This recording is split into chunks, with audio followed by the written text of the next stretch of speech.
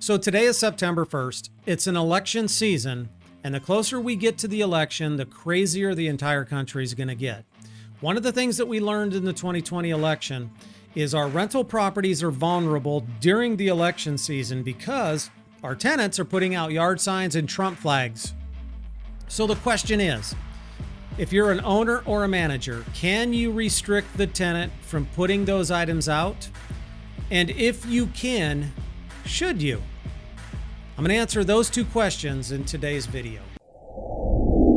Hey everyone, my name is Vojchehoske and welcome to the channel where my mission is simple. That's to enhance the landlord-tenant relationship. So, we're getting into this political season here. And one of the things that we learned from the 2020 election is literally there were tens of millions of dollars in damage that our rental properties sustained because of political activists who are willing to go out and vandalize a house, an apartment building, a commercial piece of property, simply because someone was flying a Trump flag or there was a political candidate sign out there and that activist disagreed with or was opposed to that candidate.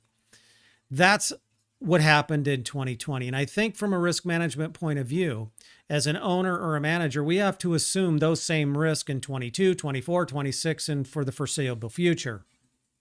So the question becomes, as an owner or manager, can we restrict that tenant's freedom of speech, right? Because that's what we're doing. If we tell a tenant they can't put political signs out or fly a Trump flag. So I did a lot of research on this. And it was interesting what I found. Number one is there are only two states that have codified it into statute. Massachusetts and California both protect the tenant's freedom of speech, which they consider putting a political sign out or hanging a Trump flag as political free speech.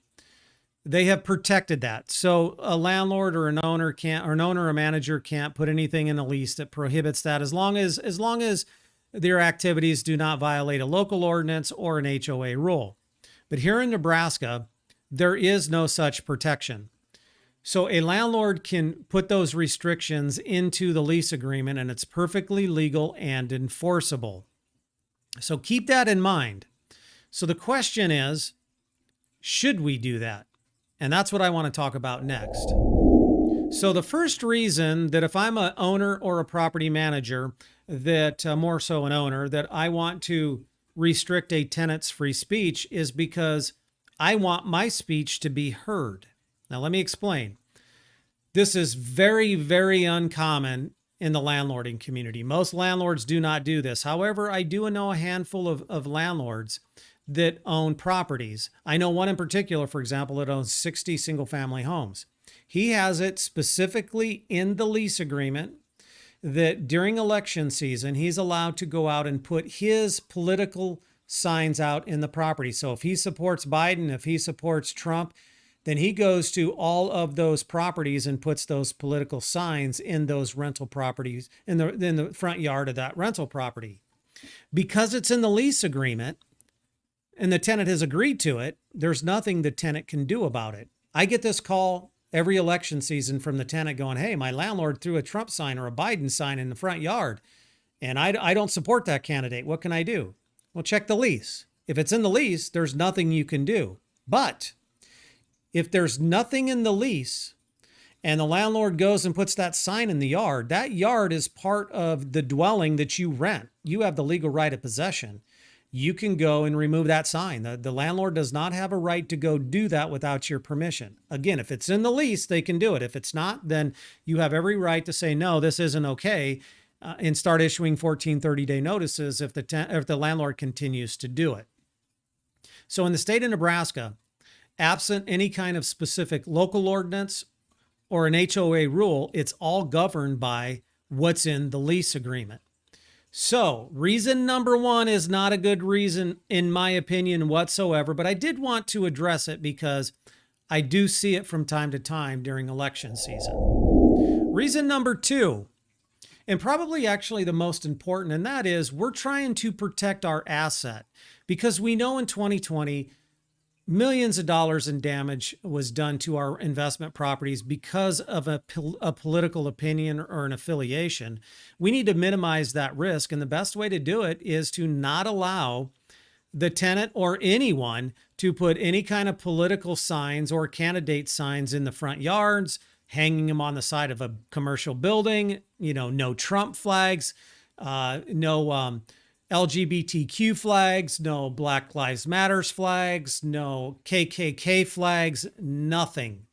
I've always been of the opinion, whether it's a single family home, a commercial property, or an apartment community, you have a zero tolerance policy.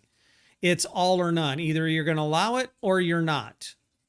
And if you're not going to allow it, there are no exceptions whatsoever. So even if you're going to allow an American flag on the 4th of July, what happens if the neighbor is from Mexico and then they want to fly a Mexican flag on Cinco de Mayo, and somebody from Guatemala wants to fly their flag on their Independence Day? As you can see, unless you're going to make exceptions for every day of the month or every day of the year, you find yourself in the position as the owner or the manager who is arbitrating every single issue. Too much time, don't do it, zero tolerance policy, and be done with it. But the biggest and best reason is we're trying to protect our property from damage. If you get any benefit whatsoever from the content that I put in these videos, please do me a favor. It is so important to grow this channel. Consider giving this video a thumbs up, hit that red subscribe button, click on that notification bell, and share this. I cannot impress upon you enough how important it is to hit that red subscribe button. So if you're getting any value, please do that for me. I would appreciate it. Thanks.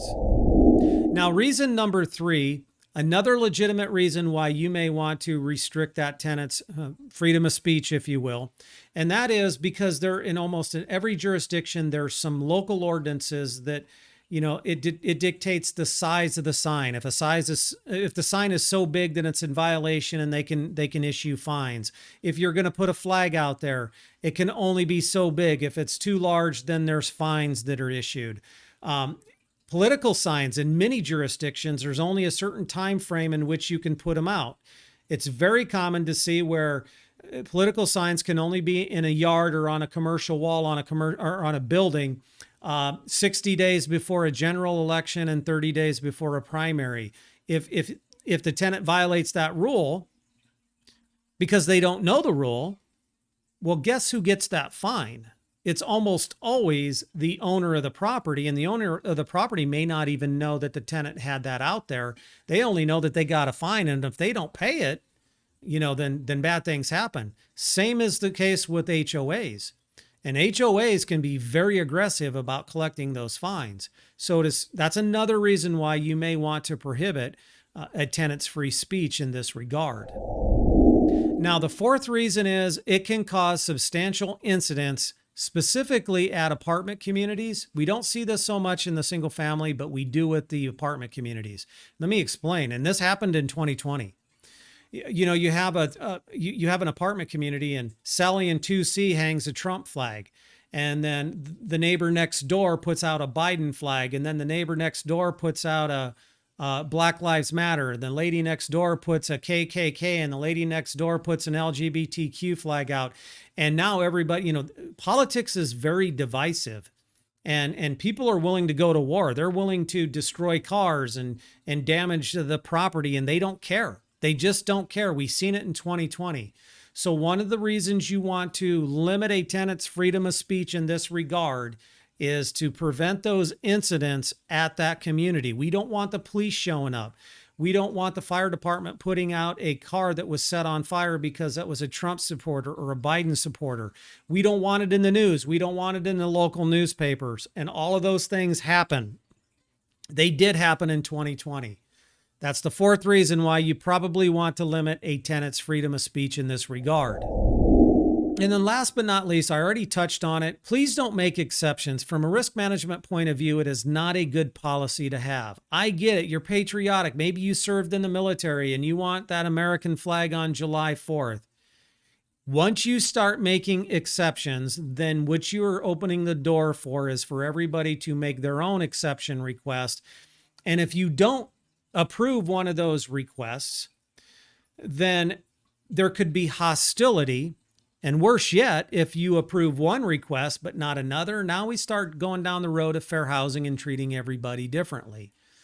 It's just a dangerous precedent. Again, risk management, my opinion, It's all or none. Either you're going to allow anything and let's see what happens, or you're going to allow nothing, which I do think is absolutely the best policy. All right, everybody, I hope you found this beneficial. See y'all in the next video.